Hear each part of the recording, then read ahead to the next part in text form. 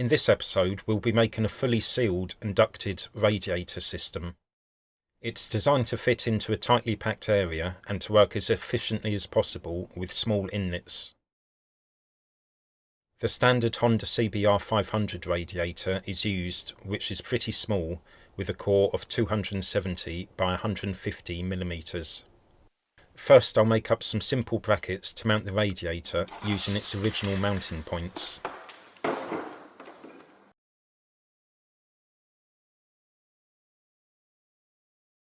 I'll need a duct for the top and bottom to guide the air through the radiator, and I'm starting with a pair of aftermarket oil cooler ducts that are nearly the right size. I've built up a surround using aluminium sheet, which will need trimming for a good fit.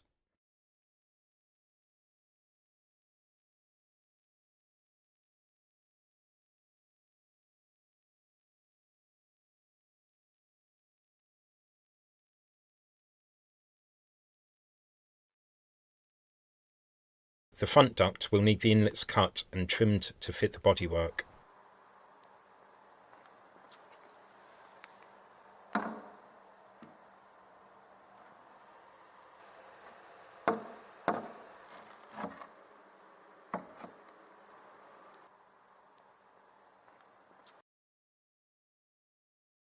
With the front duct correctly positioned, some side panels and a rear curved panel can easily be fabricated.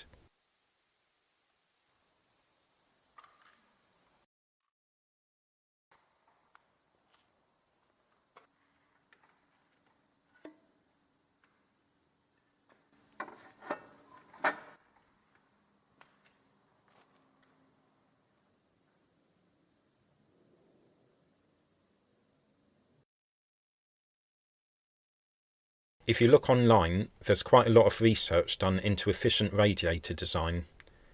Generally, the inlet should be around 40% the area of the radiator, but this can be lowered to around 20% for ducted and sealed designs.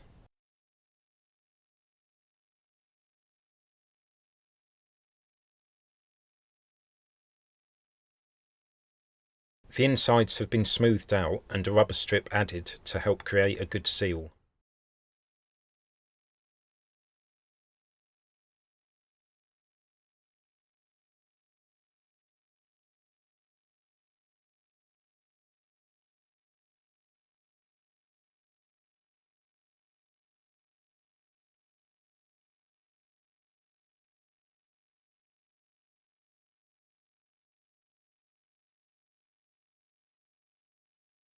Some sealant can be used to fill any remaining gaps. A bungee cord is used to hold it all together, and the weight comes in at around 2.5 kilograms.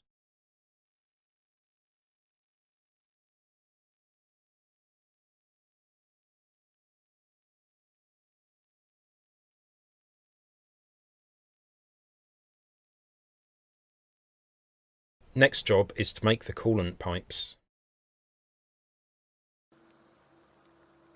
As the engine is mid-mounted, these are quite long.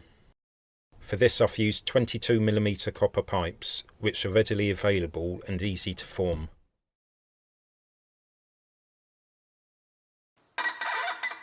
In order to increase the contact surface area with the floor panel of the car and try to benefit from some surface cooling, I've crushed the tubes to this profile. The tubes have been crushed first, then filled with sand and gently bent to shape using a gas torch.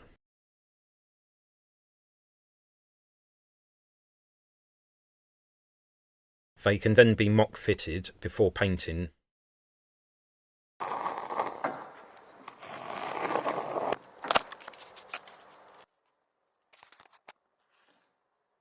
In order to help with the heat transfer, I'll be fitting some heat transfer pads to the bottom of the pipes.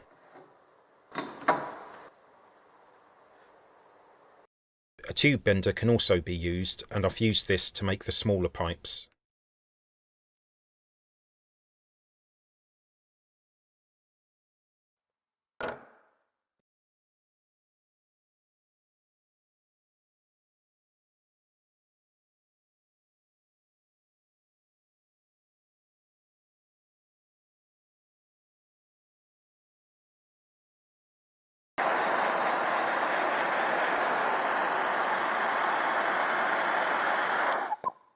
To help create a strong connection for the rubber hoses, these joint connectors can be used.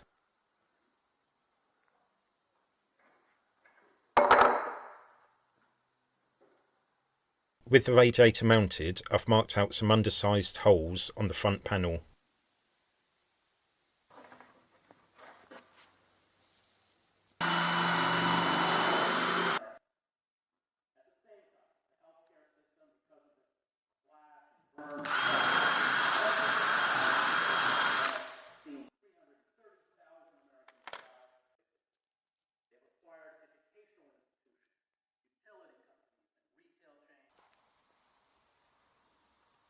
For the side ducts, I've used this knacker duct that has a nice shallow angle which should be fairly easy to mount.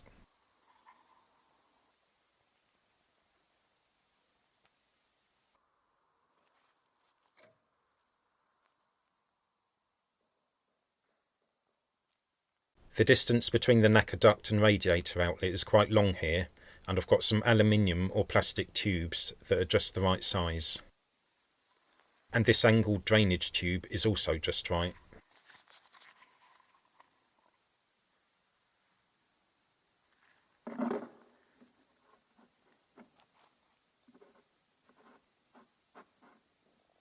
With some careful clamping together, a good smooth inner joint can be achieved.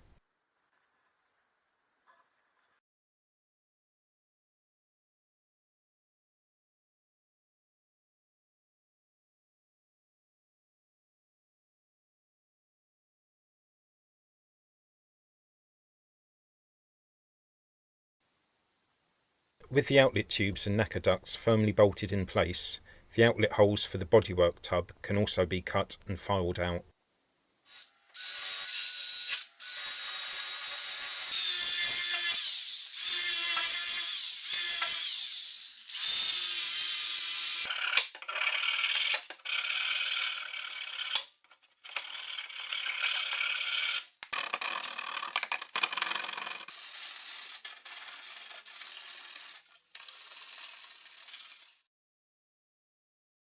The outlets can also be swapped out for some bonnet mounted outlets and would work well with a more rounded front end.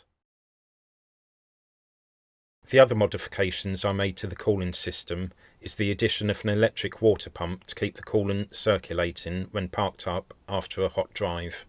And there's also a header tank from a Ducati which was added at the highest point.